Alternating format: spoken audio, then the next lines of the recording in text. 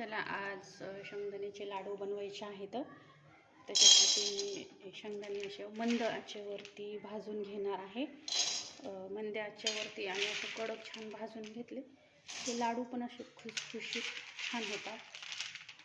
त्याच्यामुळे आता मी हे शेंगदाणे असं मंद आचेवरती भाजून घेणार आहे। अर्धा किलो शेंगदाणे आहेत हे, तर ह्याला छान भाजून घेऊया।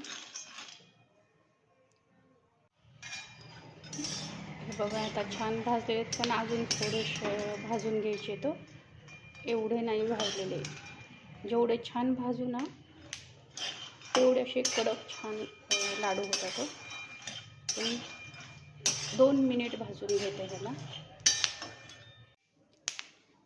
जर आपण मंद आचेवरती जर भाजले ना तर असे लाल होतात म्हणून, आणि फुल गॅस करून जर शेंगदाणे भाजले ना तर त्याच्यात टरफुलं करपते। त्याच्यामुळं असं मीडियम आचेवरती आणि सारखं हलवत राहायचं, म्हणजे मग छान होते। अजून थोडं भाजूनच घेऊया। हे बघा आता छान झालेलं आहे तर मस्त। आता मी गॅस बंद केलेला आहे। आता ह्याला थंड होऊ देते, म्हणजे मग कूट करायला, लाडू बनवायला। चला तर मी आता छान मस्त एकदम शेंगदाणे असे भाजून घेतलेले आहेत, आणि त्याच्यानंतर गूळ पण घेतलेला आहे। मी जेवढे शेंगदाणे घेतले तितकंच मापाप्रमाणे गूळ पण घेतलेला आहे, आणि मी थोडंसं खोबरं पण घेतलेलं आहे। चला आता हे सगळं मिक्सरमधून काढून घेऊया। मी आता 2 विलायची टाकलेले आहेत, आणि खोबरं अगोदर मी फक्त खोबरंच काढून घेणार आहे, आणि नंतर शेंगदाणे काढून घेणार आहे खोबरं बारीक झाल्याच्या नंतर। तर चला आता खोबरं काढून घेऊया अगोदर। आता खोबरं झालेलं आहे बारीक असं काढलेलं। आता ह्याला मी एकदा डबल अजून ह्याच्यामध्ये मिक्स करण्यासाठी डबल काढावं लागणार आहे, त्याच्यामुळे मी असं करून घेतलं खोबरं।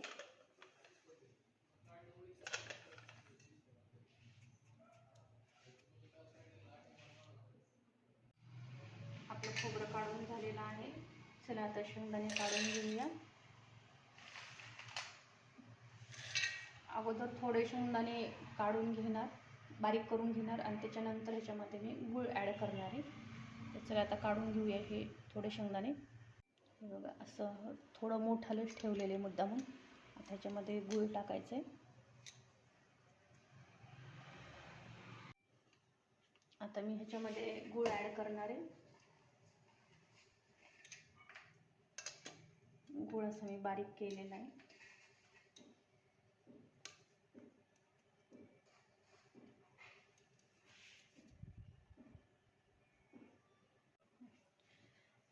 हे बघा हे असं झालेलं आहे सगळं।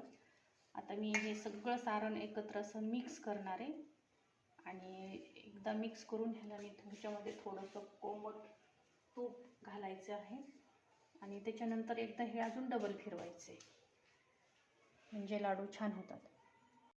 आता मी तूप गरम केलेलं आहे, त्याच्यामध्ये सगळं तूप टाकले, आणि त्यानंतर हे हातानेच मिक्स करून घ्यायचं छान, आणि ह्याला नंतर डबल मिक्सरमधून काढून घ्यायचं आहे। हे बघा मी सगळं मिक्स करून घेतले, तूप लावून असं हे छान करून घेतले मॅश करून। आता एकदा मी मिक्सरमधून काढणार आहे। तर चला आता ह्याला मी मिक्सरमध्ये काढते।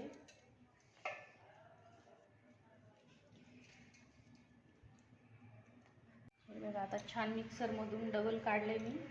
ह्याला असं एक जीव करून घेते, आणि एकदम असं ओलं ओलं झाले छान तुपामुळं डबल काढल्यामुळं। चला आता याचे लाडू बांधायचे मिक्स करून सगळं।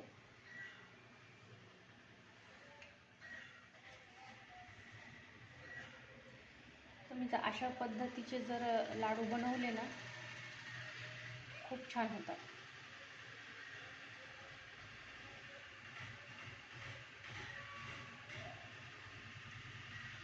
साईज तुमच्या हिशोबानुसार ठेवा, लहान मोठी कशी पण।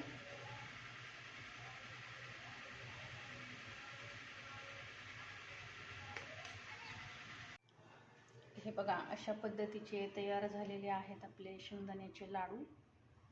तुम्हाला आवडली ही जर रेसिपी तर नक्की घरी ट्राय करा. लाईक करा, शेअर करा आणि सबस्क्राईब करा.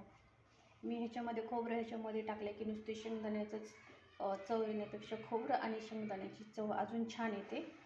त्याच्यामुळे हे मी मिक्समध्ये केलेले आहेत. तुम्ही नक्की ट्राय करा.